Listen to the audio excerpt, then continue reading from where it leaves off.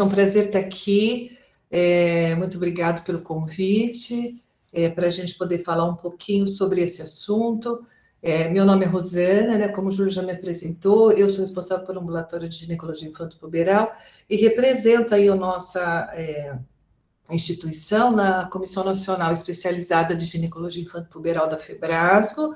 E sou também delegada regional aqui da Sociedade de Ginecologia e Obstetrícia, né? Também representando o Departamento de Ginecologia e Obstetrícia. Então, é uma honra aí poder falar um pouco desse assunto, né, que é a experiência que a gente adquire aí no atendimento das crianças e adolescentes. Então, adolescentes, né, segundo a OMS, são aquelas crianças, né, ou aquelas crianças não, são aquelas meninas e meninos entre 10 e 19 anos.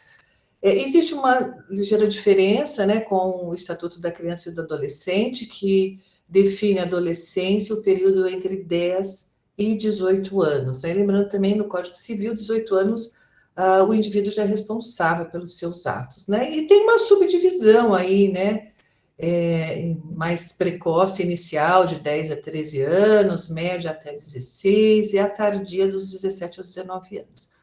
Mas o que traz, né, as crianças e as adolescentes nos consultórios dos ginecologistas são alguns motivos aí que a gente consegue pontuar, né? Então, principalmente o conteúdo vaginal atípico nas crianças, que algumas vezes aí evolui até para uma sinéquia de pequenos lábios, processos inflamatórios repetitivos, avaliações de rotina do desenvolvimento da puberdade, o desenvolvimento, distúrbio do desenvolvimento puberal, seja ele precoce, né, quando acontece antes dos 8 anos de idade, ou mesmo tardio, problemas relacionados aos ciclos menstruais, como menstruação excessiva, menstruação irregular, dismenorreia e o desejo de contracepção. Então, são esses os principais motivos que trazem, né, essa população bastante diferenciada para os nossos consultórios.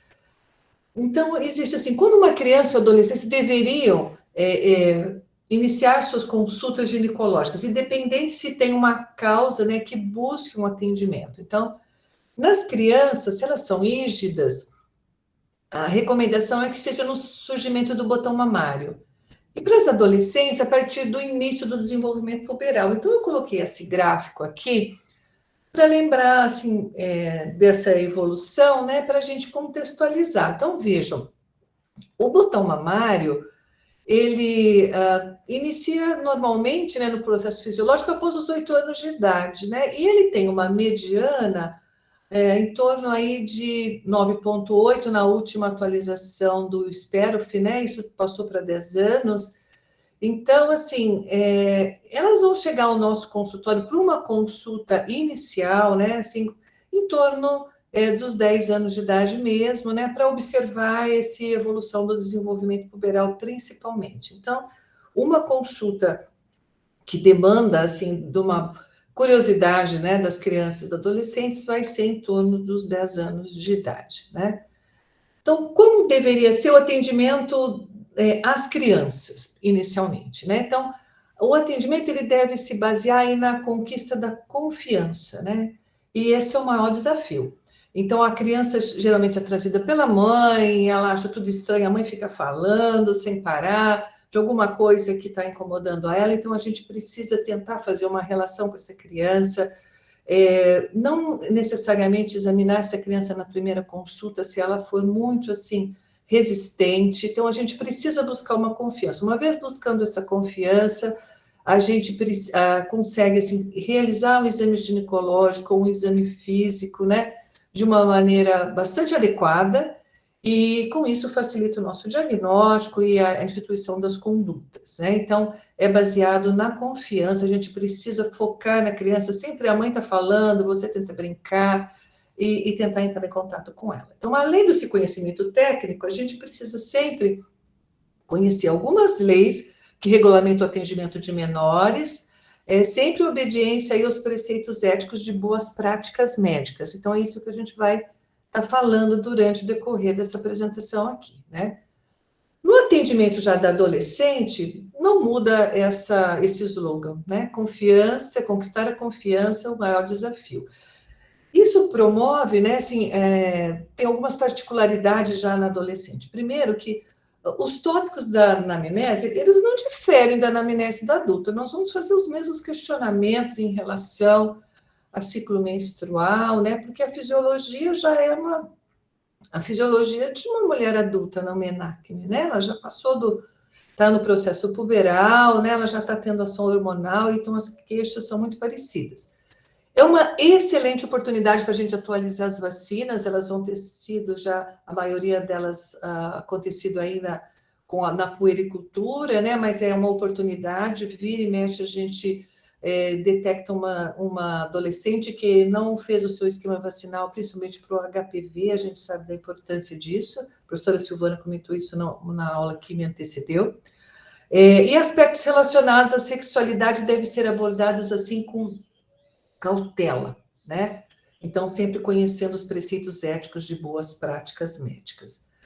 Então, na adolescente, lembrar que a confidencialidade, a privacidade e a autonomia são direitos adquiridos, né? Então, a partir dos 12 anos de idade, essas adolescentes já podem ser atendidas pelo ginecologista sem a presença do pai ou responsável. A gente pode até fazer exame ginecológico, né?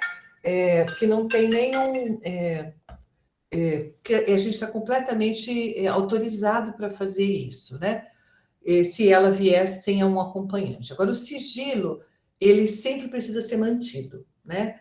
Mas desde que o que a gente está abordando na consulta não traga nenhum dano a essa menina, nem a terceiro, por exemplo, o uso de drogas, né? Se ela sabidamente está grávida, uma situação de risco, de vulnerabilidade, aí a gente vai precisar conversar com essa adolescente, que a gente vai precisar quebrar esse sigilo e a gente vai ter que conversar com os responsáveis, mas sempre estimulá-las a envolver seus pais no seu tratamento. Então, chegou uma menina de 12 anos no nosso consultório, nós podemos atender, nós podemos examinar, e nós vamos sempre estimular o acompanhamento dos pais, o responsável, guardar o sigilo, mas está em risco, a gente precisa compartilhar, tá?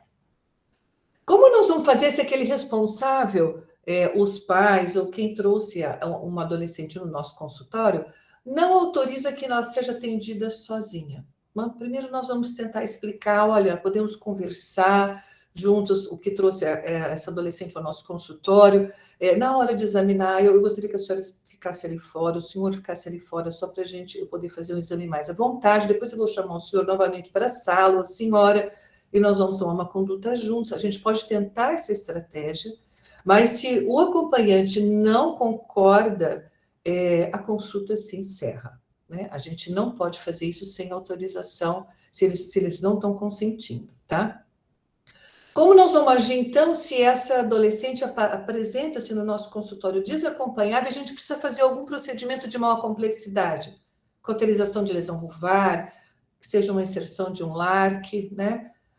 Nós precisamos de autorização também, nesse caso das pacientes adolescentes, né, menores de idade, nós precisamos da autorização para procedimentos de alta complexidade dos responsáveis, salvo situações de urgência, né? Então, alguma urgência está tendo um sangramento, tem uma lesão, eu preciso cauterizar, eu preciso internar, eu estou autorizado, mas só não numa situação de urgência, tá? Então, o que nós precisamos falar para os adolescentes que chegaram no nosso consultório e buscando, então, uma orientação ginecológica? Primeiro, conhece a ti mesmo, né? Como já dizia o nosso grande filósofo, né? Então, nós vamos ter que apresentar para essa paciente o que é a genitália interna, né?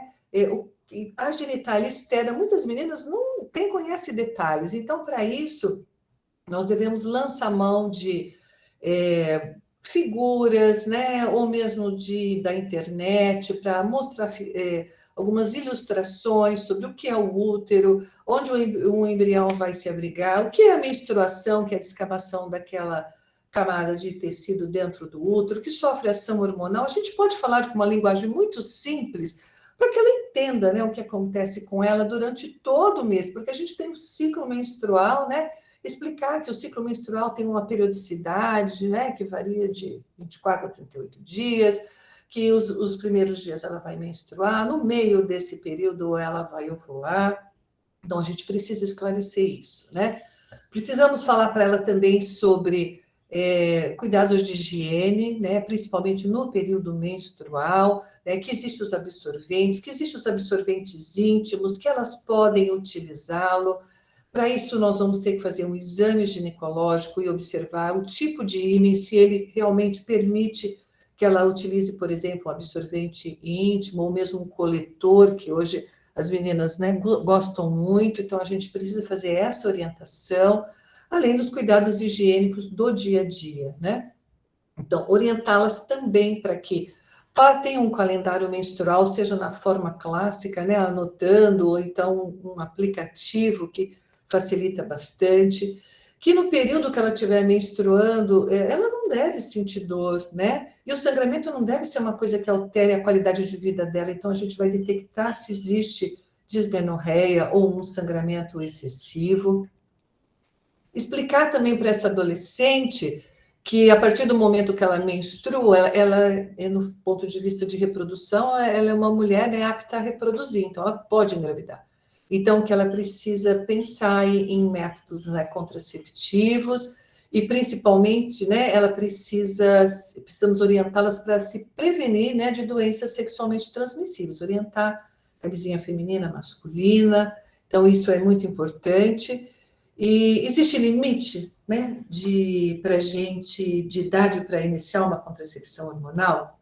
Então, no passado, após 2 anos de menarca, era o tempo que a gente sugeria que se iniciasse os contraceptivos hormonais, pensando em metabolismo ósseo, né, em estatura final. Na atualidade, esse conceito caiu, né? Então, todas as mulheres com risco de gravidez estão aptas a utilizar qualquer método, né, independente da idade. Então, a gente precisa ter essa noção de risco e benefício, né? E que contraceptivo nós podemos orientar para essas adolescentes, né? Segundo a Organização Mundial de Saúde, todos eles, com exceção daqueles definitivos, né? Da laqueadura. Mas ela pode utilizar qualquer método anticoncepção, desde que respeite aqueles critérios de contraindicação, né? Por causa de comorbidades, que todos vocês já conhecem muito bem, e não é o motivo da nossa aula. Então, nós podemos apresentar todos os métodos para essa paciente, inclusive os métodos de emergência, né? Porque essa paciente pode não estar utilizando um método no momento, tem uma nova relação, uma relação inesperada, então a gente precisa orientar dos comprimidos para anticoncepção de emergência, orientar que também existe o DIU, que é um método bem eficaz, mas que ela vai ter que procurar um atendimento especializado, né? Esse estudo todo mundo já ouviu falar, mas eu vou só chamar a atenção de novo, que é importante a gente lembrar disso quando está falando de adolescente, que quando nesse estudo Choice, né, que elas tinham a liberdade de escolher o contraceptivo que dá preferência, né, e todos eram oferecidos para essas adolescentes, então esse subgrupo de mulheres, de meninas adolescentes, ainda subdivididos, aquelas até 17 anos e aquelas maiores com 18 a 20 anos, observou-se que aí, olha, em 60% a 70% das vezes, elas preferiam os métodos de longa duração. E as mais jovens preferiam o implante. E aquelas que tinham mais de 18 anos preferiam, inclusive, o dispositivo intrauterino. Então, assim, porque é mais tranquilo, não depende dela utilizar, são mais seguros, né? Então, é a contracepção de eleição das adolescentes, mas nem todas as vezes a gente os tem disponível, então a gente precisa usar. E outra coisa que eu queria chamar a atenção de vocês, contracepção e massa óssea, né?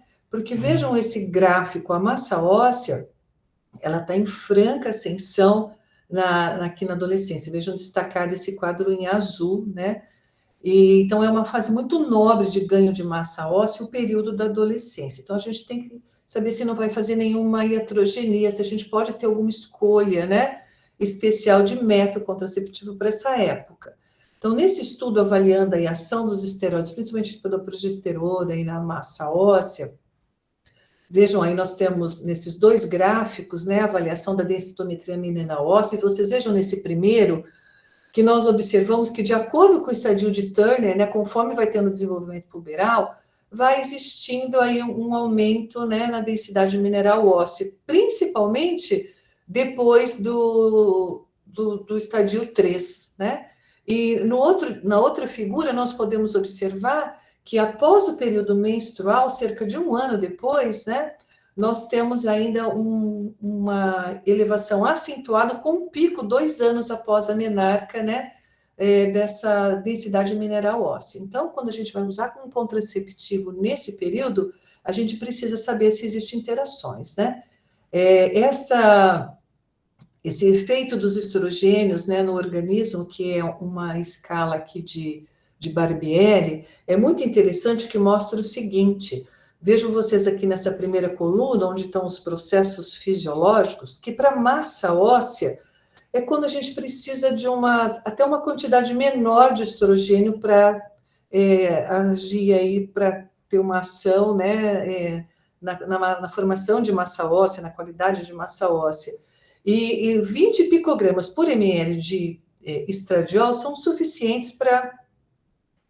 aliás, a partir daí é que vai ter uma ação na massa óssea, diferente, por exemplo, das globulinas carreadoras no fígado, que a gente precisa de uma quantidade de estradiol de 100 picogramas por ml para exercer aí uma ação fisiológica. Mas no osso, 20 é o suficiente. Então, vamos gravar esse valor, né, para a gente interpretar os diferentes contraceptivos que a gente tem, só de progesterona isolado ou os combinados. Então, vejam nesse gráfico, que foi avaliado todos os contraceptivos de progesterona, e com exceção da progesterona injetável, do acetato de medroxiprogesterona, nesse subgrupo destacado em vermelho, que são adolescentes, né, e adultos jovens, 18 a 25 anos, foi onde a gente encontrou, onde eles encontraram, né, níveis de estradiol mais baixos, cerca de 25, com impacto na densidade mineral óssea, né, que a gente pode observar na coluna ao lado. Então, dentre todos os progestogênios, o acetato de medroxiprogesterona injetável, ele cursa com baixo nível de estrogênio e pode impactar no ganho de massa óssea. Parece que o ganho de massa óssea nos exames de imagem, a densitometria, ele é significativamente inferior àquelas não usuárias do método. Já todos os outros contraceptivos de progesterona não têm esse problema.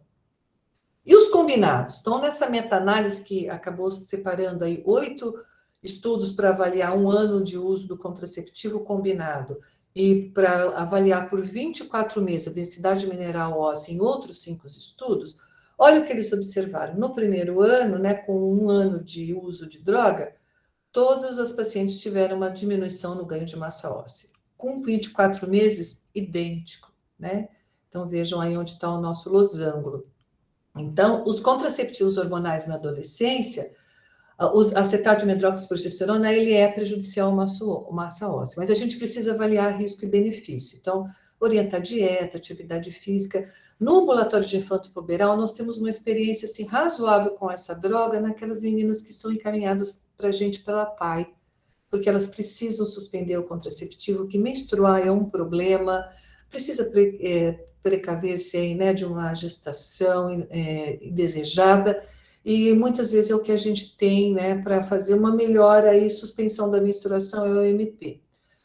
Mas é sabido da literatura que quando você suspende a droga, melhora o metabolismo ósseo. Então, você pode usar estratégias, né, de usar por um tempo limitado, associar outro método a seguir, né, e sempre pensando nas outras, ingesta de cálcio, atividade física, para a gente conseguir melhorar aí o metabolismo ósseo. Já os outros contraceptivos de progesterona são tranquilos, e os combinados, embora mostrassem, né, uma diminuição do ganho aí de massa óssea no período da adolescência, porque nos outros períodos da vida da mulher isso não acontece, né, porque essa é uma fase nobre, os dados são apenas associativos, não tem dados assim randomizados, controlados, para a gente avaliar bem, né. Por que eu estou falando do contraceptivo, né, assim, com mais detalhes? Gente, porque o que todo mundo tem que saber, a idade da sexarca no Brasil, né? Então, olha, 12 a 15 anos em meninas, 14 anos em meninas, ou seja, 27% dos adolescentes entre 13 e 15 anos já tiveram sexarca. Então, esse é um assunto em pauta, né, que a gente precisa estar muito bem seguro para falar disso, né? E aí tem esse outro item, crime de estupro de vulnerável, né? Então, em 2009, no Código Penal brasileiro, está lá, ter conjunção carnal ou praticar outro ato libidinoso com alguém menor de 14 anos, né? É um crime de estupro de vulnerável. E a notificação é obrigatória ao Conselho Tutelar ou ao Ministério Público.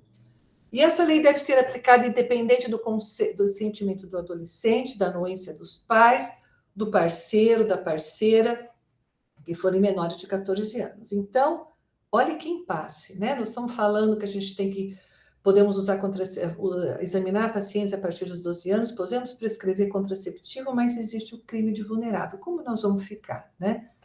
Então, aquelas meninas que têm menos de 14 anos, a prescrição, orientação ou manutenção do sigilo da atividade sexual não constitui um ato ilícito, né? Desde que não seja verificado abuso, exploração sexual, situação pessoal ou social que afere negativamente, né, ou tenha qualquer repercussão para a vida dessa menina. É um dever legal comunicar à autoridade competente, sim, se existir situação de maus tratos e de abuso sexual com crianças e adolescentes, né? Então, a preocupação com as consequências, né, da iniciação sexual precoce, principalmente nessa população, né, menor de 14 anos, que a gente tem esse problema aí da lei, né?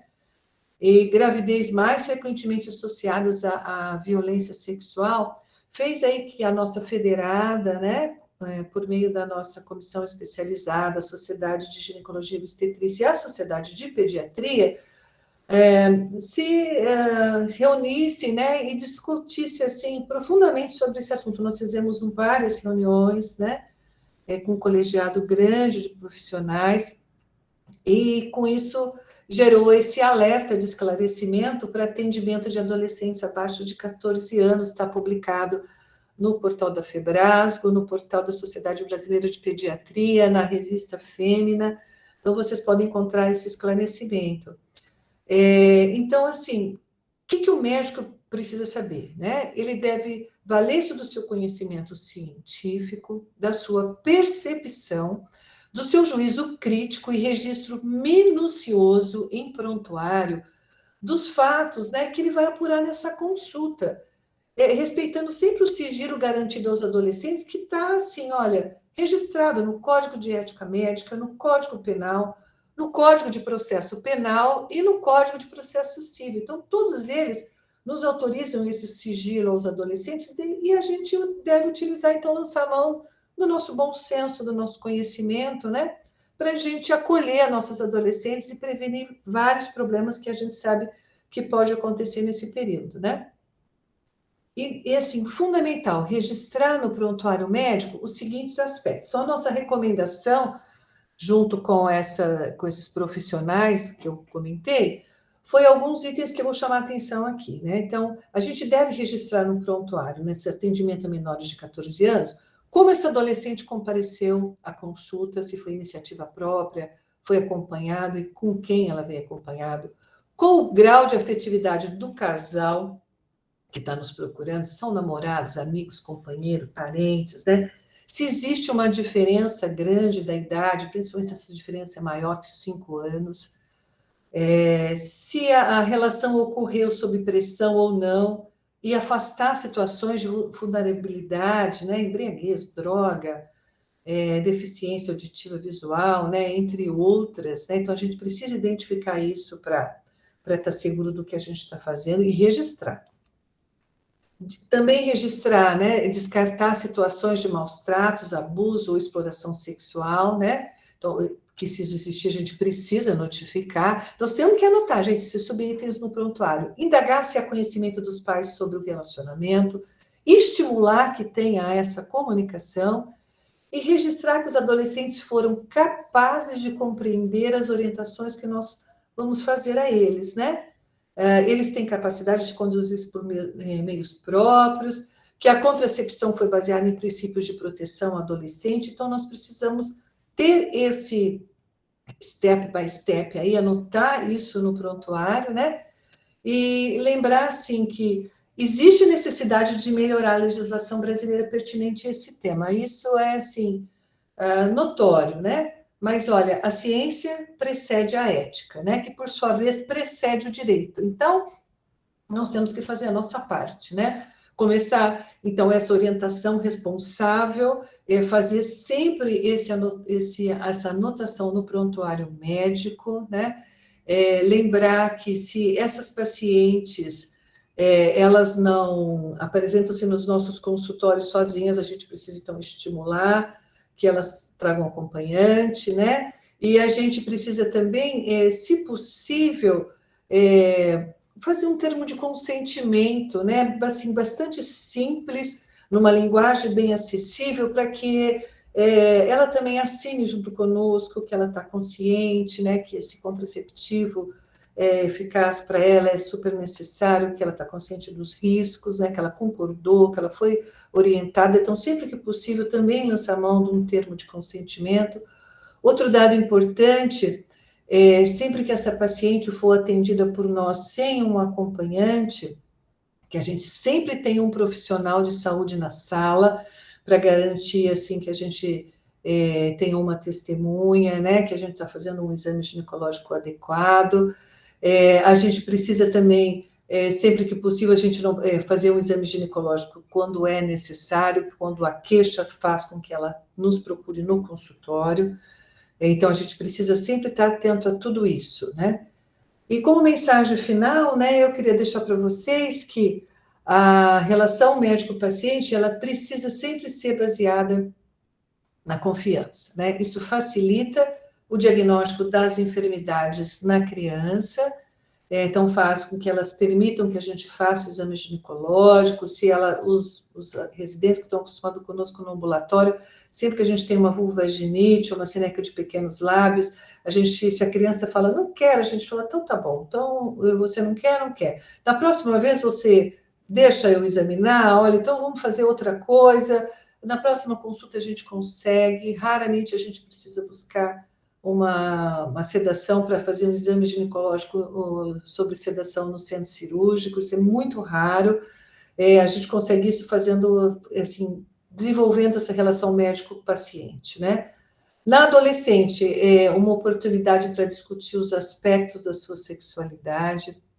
A paciente deve receber orientação adequada sobre contracepção, precisa fazer prevenção de doenças, né, de transmissão sexual, estimular adolescentes sempre a envolver os seus pais ou responsáveis nessa consulta e oferecer apoio, né, nas situações que exigem, então, a quebra de sigilo, né? Então, a gente deve avisá-la que nós vamos precisar fazer a quebra de sigilos e sempre oferecer um apoio, né? Por exemplo, numa situação de uma gravidez, que a gente precisa comunicar aos pais, numa situação, né, de abuso, que nós vamos comunicar às autoridades, né?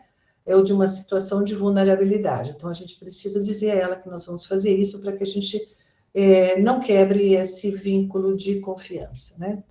Então, basicamente, eram essas as mensagens que eu queria, né, passar para vocês, e a gente pode continuar e discutir, caso vocês tenham alguma dúvida.